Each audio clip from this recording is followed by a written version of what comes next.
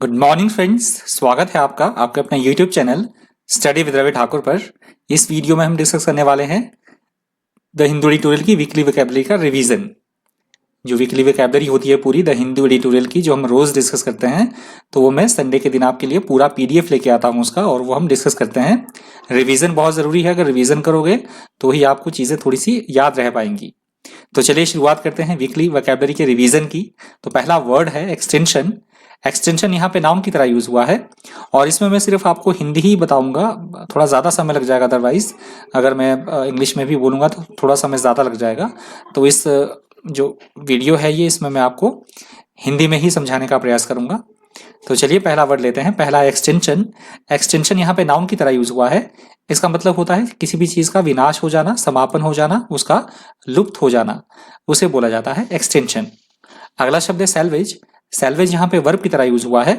इसका मतलब होता है मुश्किलों से, समस्याओं से बाहर आना, उबरना, या बचाव होना या बचाव करना, उसे बोला जाता है सैल्वेज। अगला शब्द है मीगर। मीगर यहाँ पे एडजेक्टिव की तरह यूज हुआ है। इसका मतलब होता है मात्रा में बहुत कम होना, बहुत थोड़ी मात्रा में होना, या हम बोल सकते हैं कोई व्यक्ति है वो बहुत ज्यादा दुबला पतला हो, उसे बोला जाता है मीगर। अगला शब्द है एपरेंट। एपरेंट यहाँ पे एडवर्ब की तरह यूज हुआ है। इसका मतलब होता है ऐसी कोई चीज, ऐसी कोई स्थिति जो कि हमें एकदम वास्तविक जैसी लगे परंतु वास्तव में ऐसा ना हो, आडंबरपूर्ण होना, दिखावटी होना, उसे बोला जाता है एपरेंट।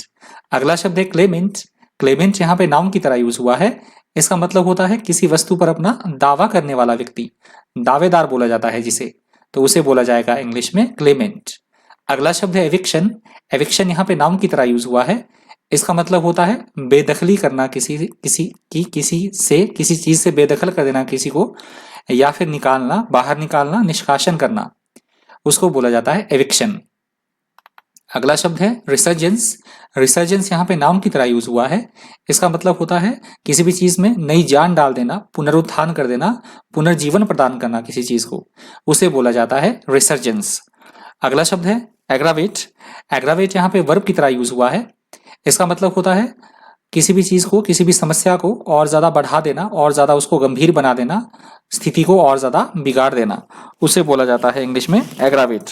अगला शब्द है, माफ कीजिएगा, अगला शब्द है रेक। रेक यहाँ पे वर्ब की तरह यूज हुआ है। इसका मतलब होता है, रेक का मतलब होता है और अधिक तेज होना किसी भी चीज का, प्रचंड होना, जोर पकड़ना, गति का जोर पकड़ना, या फिर हम बोल सकते हैं अत्यधिक गुस्सा या फिर क्रोध हो जाना, क्रोधित हो जाना, उसे बोला जाता है रेक। अगला शब्द है असिम्प्टोमेटिक। असिम्प्टोमेटिक यहाँ एडजेक्टिव की तरह यूज हुआ है। इसका मतलब होता है ऐसी कोई बीमारी जिसमें कि लक्षणों का पता ना लगे, जैसे कोविड-19 में कुछ एक केसेस ऐसे भी हैं जिसमें पर्सन को कोविड-19 तो है परंतु उसे लक्षण दिखाई नहीं देते हैं, उस तरह के लक्षण नहीं होते हैं, तो ऐसी बीमारी को बोला जाता है असिम्प्टोमेटिक। अगला शब्द है रेवेक्ड। रेवेक्ड यहाँ पे वर्ब की तरह यूज हुआ है। इसका मतलब होता है किसी भी चीज को बहुत बुरी तरह से नुकसान पहुंचाना, तहस नहस कर देना, नष्ट कर देना, उसे बोला जाता है रेवेक्ड। अगला शब्द है इंसर्जेंट। इंसर्जेंट यहाँ पे एडजेक्टिव की तरह यूज हुआ है। इसका मतलब होता है आतंकवादी, राजद्रोही, विद्रोही या फिर बागी होना, उसे बोला जाता है इंसर्जेंट। अगला शब्द है फ्रीलांस। फ्रीलांस यहाँ पे एडजेक्टिव की तरह यूज हुआ है। इसका मतलब होता है किसी एक संगठन या किसी एक ऑर्गेनाइजेशन से ना जुड़े होना, मतलब किसी एक ही ऑर्गेनाइजेशन का एम्प्लॉय ना होना, और विभिन्न तरह तरह के ऑर्गेनाइजेशंस को अपनी सेवाएं प्रदान करना, और उसके बदले में कुछ एक फीस लेना, शुल्क लेना, और उसके बदले में अपनी सेवाएं प्रदान करना उनको, विभिन्न संगठनों को, विभिन्न अलग अलग ऑर्गेनाइजेशंस को, तो ऐसी सेवा को बोला जाता है फ्रीलांस। अगला शब्द है एल्यूसिव। एल्यूसिव यहाँ पे एडजेक्टिव की तरह यूज हुआ है। इसका मतलब होता है ऐसी कोई स्थिति जो भटकाने वाली हो, मायावी हो, उसे बोला जाता है एल्यूसिव। अगला शब्द है अपबीट। अपबीट यहाँ पे एडजेक्टिव की तरह यूज हुआ है। इसका मतलब होता है एकदम जोश से भरे रहना, उत्साह से भरे रहना, या फिर बहुत ज्यादा ऑप्टिमिस्टिक होना चीजों को लेकर, फ्यूचर को लेकर, उसे बोला जाता है अपबीट। अगला शब्द है एनेक्डोटल। एनेक्डोटल यहाँ पे एडजेक्टिव की तरह यूज हुआ है। इसका मतलब होता है ऐसी कोई बात जो कि कहीं सुनी बातों पर आधारित हो, किस्से कहानियों पर आधारित होना, जो गलत भी हो सकता है, तो उसे बोला जाता है एनेक्डोटल, जिसका हमारे पास कोई प्रमाण या प्रूफ ना हो। अगला शब्द है मॉर्बिडिटीज। मॉर्बिडिटीज यहाँ पे नाउन की तरह यूज हुआ है। इसका मतलब होता है अस्वस्थता की स्थिति होना, रुग्णता होना, रोग होना किसी तरह का, मृत्यु दर से भी इसका संबंध हो सकता है, या हम बोल सकते हैं किसी चीज में किसी तरह की कोई कमी कर देना, विकृति पैदा कर देना उसमें, उसे बोला जाता है मॉर्बिडिटीज। अगला शब्द है विजिल। विजिल यहाँ पे नाउन की तरह यूज हुआ है। इसका मतलब होता है किसी भी काम को करने में चौकसी बरतना, मुस्तैदी दिखाना, या हम बोल सकते हैं रात भर जागे रहना, रात्रि जागरण करना, उसे बोला जाता है विजिल। अगला शब्द है म्यूटेंट। म्यूटेंट यहाँ पे नाउन की तरह यूज हुआ है। इसका मतलब होता है एक तरह के समान कोई जीव हैं, उनके बावजूद भी उनमें कुछ एक अनुवांशिक परिवर्तन है, जेनेटिक उनमें परिवर्तन है, उनके बेस पे उनमें आपस में भिन्नता होना, उसे बोला जाता है म्यूटेंट। ये यूज हुआ था वर्ड एडिटोरियल में, जो कोविड का भी नया रूप आया है कोविड का यूके में, उस सेंस में हुआ है ये वर्ड यूज म्यूटेंट। अगला शब्द है इन्फ्रिंज्ड। इन्फ्रिंज्ड यहाँ पे वर्ब की तरह यूज हुआ है। इसका मतलब होता है किसी की आज्ञा का, या हम बोल सकते हैं कानून या नियम का उल्लंघन करना, या किसी समझौते को तोड़ देना, उसे बोला जाता है इन्फ्रिंज्ड। अगला शब्द है बेलीगर्ड। बेलीगर्ड यहाँ पे एडजेक्टिव की तरह यूज हुआ है। इसका मतलब होता है कठिनाइयों का, या फिर किसी तरह की मुश्किलों का, या फिर बहुत तीखी आलोचना का सामना करना, उसे बोला जाता है बेलीगर्ड। अगला शब्द है प्रोलॉन्ग्ड। प्रोलॉन्ग्ड यहाँ पे एडजेक्टिव की तरह यूज हुआ है। इसका मतलब होता है ऐसी कोई चीज जो लंबी अवधि तक चले, देर तक रहने वाला, लंबी अवधि तक रहने वाला, दीर्घकालीन हम बोलते हैं उसे, और इंग्लिश में बोला जाता है प्रोलॉन्ग्ड। अगला शब्द है ग्रीवेंस। ग्रीवेंस यहाँ पे नाउन की तरह यूज हुआ है। इसका मतलब होता है अपनी शिकायत या अपनी आप बीती, अपनी व्यथा सुनाना किसी को, उसको बोला जाता है ग्रीवेंस। अगला शब्द है एक्सक्लूशन। एक्सक्लूशन यहाँ पे नाउन की तरह यूज हुआ है। इसका मतलब होता है किसी भी चीज का बहिष्कार करना, विरोध करना उसका, उसे बोला जाता है एक्सक्लूशन। अगला शब्द है कोहियरेंट। कोहियरेंट यहाँ पे एडजेक्टिव की तरह यूज हुआ है। इसका मतलब होता है ऐसी कोई बात जो समझने में बिल्कुल आसान हो, बिल्कुल सरल हो, या अनुकूल होना, अनुकूलता होना उसमें, उसे बोला जाता है कोहियरेंट। अगला शब्द है रिलक्टेंट। रिलक्टेंट यहाँ पे एडजेक्टिव की तरह यूज हुआ है। इसका मतलब होता है किसी भी काम को करने की इच्छा ना होना, हम किसी काम को ना करना चाहते हो, उसे बोला जाता है, फिर टालते रहना उस काम को, तो उसे बोला जाएगा रिलक्टेंट। अगला शब्द है कॉन्ट्रैक्शन। कॉन्ट्रैक्शन यहाँ पे नाउन की तरह यूज हुआ है। इसका मतलब होता है छोटे होने की प्रक्रिया होना, छोटा करना किसी चीज को, संक्षिप्तीकरण की प्रक्रिया, या किसी चीज की संकुचन की प्रक्रिया, उसे बोला जाता है कॉन्ट्रैक्शन। अगला शब्द है मैन्यूवर। मैन्यूवर यहाँ पे नाउन की तरह यूज हुआ है। इसका मतलब होता है बड़ी चतुराई के साथ कोई काम करना, चालबाजी या फिर किसी तरह की पैंतरेबाजी या छल करना, उसे बोला जाता है मैन्यूवर। अगला शब्द है इंटरवीन। इंटरवीन यहाँ पे वर्ब की तरह यूज हुआ है। इसका मतलब होता है किसी भी काम में किसी तरह का अड़ंगा पैदा करना, हस्तक्षेप करना, या व्यवधान पैदा करना, उसे बोला जाता है इंटरवीन। अगला शब्द है बजिंग। बजिंग यहाँ पे वर्ब की तरह यूज हुआ है।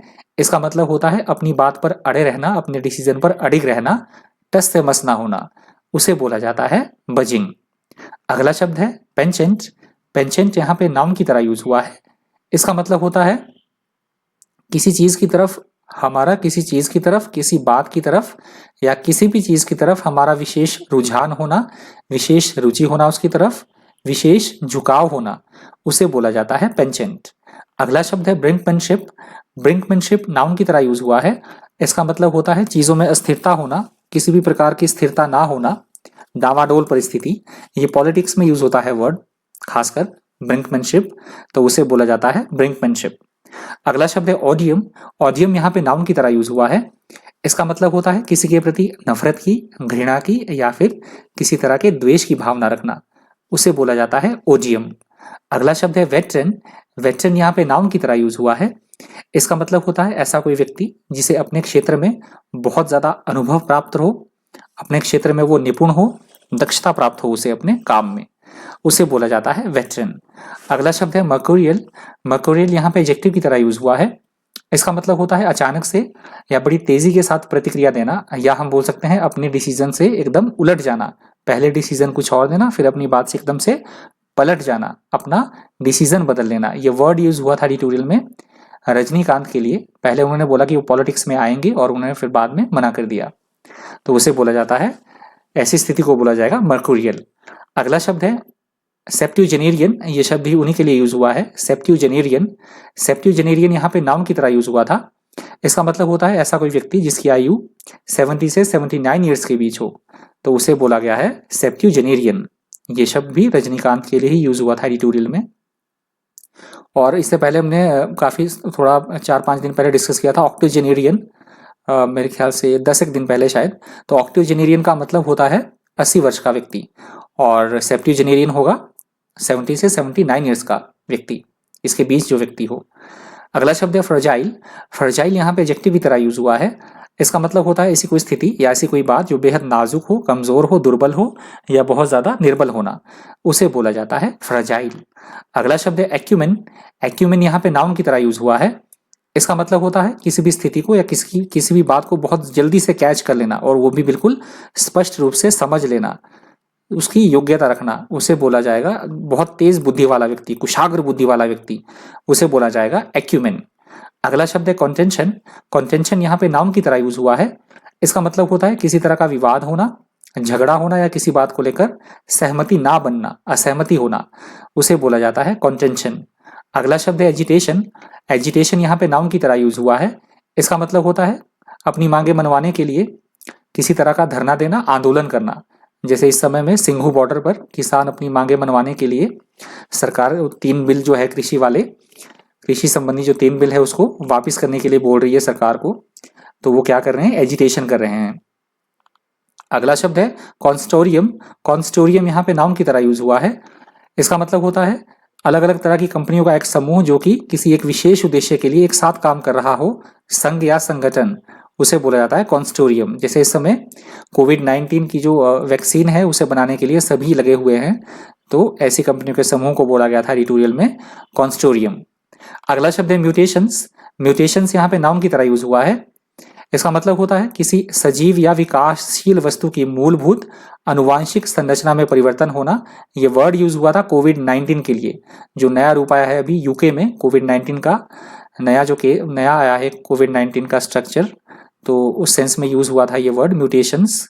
तो वो ऐसा है कि वो ज्यादा जल्दी से फैलता है, उसका संक्रमण बहुत ज्यादा तेजी से होता है, जो अभी नया प्रकार आया है कोविड-19 का। अभी यूके में है, अभी इंडिया में भी कुछ केसेस शायद 40 से 50 के करीब, 40-50 के करीब शायद आए हैं केसेस, तो उस सेंस में यूज हुआ था ये वर्ड म्यूटेशंस। अगला शब्द है मोर्टेलिटी। मोर्टेलिटी यहाँ पे नाउन की तरह यूज हुआ है। इसका मतलब होता है मृत्यु दर या फिर किसी एक जगह पर मरने वाले लोगों की संख्या, उसे बोला जाता है मोर्टेलिटी। अगला शब्द है पैराफर्नैलिया। पैराफर्नैलिया यहाँ पे नाउन की तरह यूज हुआ है। इसका मतलब होता है किसी विशेष उद्देश्य को प्राप्त करने के लिए, जो उसके लिए सभी कुछ हमें आवश्यक चीजें चाहिए, आवश्यक सभी वस्तुएं या कोई भी बातें हों, उनको संजोना, उनको इकट्ठा करना, जो हम वो लक्ष्य, वो एम हम पूरा कर सकें, उसे बोला जाता है पैराफर्नैलिया। अगला शब्द है ग्रैपल। ग्रैपल यहाँ पे वर्ब की तरह यूज हुआ है। इसका मतलब होता है किसी तरह की समस्या का या कठिनाई का एकदम डटकर, एकदम जमकर सामना करना, उसे बोला गया है ग्रैपल। अगला शब्द है अनप्रेसिडेंटेड। अनप्रेसिडेंटेड यहाँ पे एडजेक्टिव की तरह यूज हुआ है। इसका मतलब होता है ऐसी बात या कोई ऐसी घटना जो आज से पहले कभी भी घटित ना हुई हो, आज से पहले वो बात हुई नहीं, अभूतपूर्व या अद्वितीय, तो उसको बोला जाएगा इंग्लिश में अनप्रेसिडेंटेड। अगला शब्द है इवेड। इवेड यहाँ पे वर्ब की तरह यूज हुआ है। इसका मतलब होता है किसी भी चीज से मुंह फेर लेना, किनारा काट लेना, कन्नी काटना, बच निकलना, उसे बोला जाता है इवेड। अगला शब्द है शोर अप। शोर अप यहाँ पे फ्रेजल वर्ब की तरह यूज हुआ है। इसका मतलब होता है किसी भी चीज को मजबूती प्रदान करना, उसको दृढ़ता प्रदान करना, सपोर्ट, एकदम स्ट्रॉन्ग सपोर्ट प्रदान करना, उसे शक्ति प्रदान करना, उसे बोला जाता है शोर अप। अगला शब्द है एंटीसिपेटेड। एंटीसिपेटेड यहाँ पे वर्ब की तरह यूज हुआ है। इसका मतलब होता है कुछ घटित होने की आशा करना, हमें पता है कि कुछ घटित होने वाला है और उसके लिए ऑलरेडी तैयार रहना, उसे बोला जाता है एंटीसिपेटेड। अगला शब्द है डिवाइस। डिवाइस यहाँ पे नाउन की तरह यूज हुआ है। इसका मतलब होता है किसी विशेष उद्देश्य की प्राप्ति के लिए कोई बनाया गया कोई यंत्र या कोई विशेष उपाय करना, उसे बोला जाता है डिवाइस। अगला शब्द है एलिसिट। एलिसिट यहाँ पे वर्ब की तरह यूज हुआ है। इसका मतलब होता है किसी तथ्य या सूचना को निकलवाना या कहीं से कोई इंफॉर्मेशन प्राप्त करना, उसे बोला जाता है एलिसिट। अगला शब्द है एसेंट। एसेंट यहाँ पे वर्ब की तरह यूज हुआ है। इसका मतलब होता है किसी भी काम को अपनी स्वीकृति प्रदान करना, अपनी सहमति देना, राजी हो जाना, उसको बोला जाता है एसेंट। अगला शब्द है एफिकेसी। एफिकेसी यहाँ पे नाउन की तरह यूज हुआ है। इसका मतलब होता है किसी तरह के क्षमता, गुण, प्रभाव या किसी चीज की किसी के ऊपर इफेक्टिवनेस होना, प्रभावकारिता होना, उसकी कितना पावरफुल वो चीज है, उसको बोला जाता है एफिकेसी। अगला शब्द है अमोक। अमोक यहाँ पे एडवर्ब की तरह यूज हुआ है। इसका मतलब होता है आपे से बाहर होना, कंट्रोल से बाहर होना, उसे बोला जाता है अमोक। अगला शब्द है सस्टेन्ड। सस्टेन्ड यहाँ पे वर्ब की तरह यूज हुआ है। इसका मतलब होता है किसी स्थिति को उसके मूल रूप में बनाए रखना, जैसे वो ओरिजिनली थी, यथास्थिति में बनाए रखना, कायम रखना, उसे बोला जाता है सस्टेन्ड। और वीकली वोकैबुलरी के रिवीजन का अंतिम शब्द है प्रोलॉन्ग। प्रोलॉन्ग यहाँ पे वर्ब की तरह यूज हुआ है। इसका मतलब होता है किसी वस्तु की अवधि को बढ़ा देना, या हम बोल सकते हैं ऐसी कोई क्रिया, ऐसी कोई प्रक्रिया जो बहुत लंबे समय तक चले, दीर्घकालीन चले, उसे बोला जाता है प्रोलॉन्ग। तो ये वीकली वोकैबुलरी का अंतिम शब्द था। यदि आपको वीडियो हेल्पफुल लगा हो, इन्फॉर्मेटिव लगा हो, आपने वीडियो से कुछ सीखा हो, तो प्लीज़ वीडियो को लाइक कर दीजिएगा। अदरवाइज आप कमेंट कर सकते हैं, यदि आपको डिसलाइक कर सकते हैं यदि आपको अच्छा ना लगा हो, तो प्लीज़ रिवर्ट ज़रूर करें। तो इस वीकली वोकैबुलरी के रिवीजन में इतना ही। बने रहिए मेरे चैनल पर इसी तरह के इन्फॉर्मेटिव वीडियोस के लिए। और यदि आप ऑडियो सुनना चाहते हैं, जो भी शेयर कंटेंट मैं यूट्यूब पे डालता हूं, तो यदि आप इसकी ऑडियो सुनना चाहते हैं तो आप मुझे खबरी ऐप पे फॉलो कर सकते हैं। खबरी एक ऑडियो प्लेटफॉर्म है जिसपे आप करंट अफेयर्स भी सुन सकते हैं, और मेरा भी वहाँ पे चैनल है खबरी ऐप पे। तो आप प्ले स्टोर से जाके खबरी ऐप डाउनलोड कर सकते हैं। तो वहाँ पे आप द हिंदू एडिटोरियल वोकैबुलरी लिखेंगे तो मेरा चैनल वहाँ पे आपको शो हो जाएगा। तो सारी जितनी भी मैंने वोकैबुलरी के वीडियो बनाए हैं वहाँ पे आपकी सारी ऑडियोज मिल जाएंगी। साथ में वहाँ पे मैंने ग्रामर पोर्शन भी शुरू किया है, इंग्लिश का, इंग्लिश ग्रामर का, तो वहाँ पे वो भी सुन सकते हैं आप। और सारा जो भी वन वर्ड सब्स्टिट्यूशन है या इडियम्स और फ्रेजेस है, सिमिलर वर्ड है, तो वो सारे आपको मेरे उस चैनल पे, खबरी ऐप पे मेरे चैनल में मिल जाएंगे। तो इस वीकली वोकैबुलरी में इतना ही। Thank you, thanks for watching.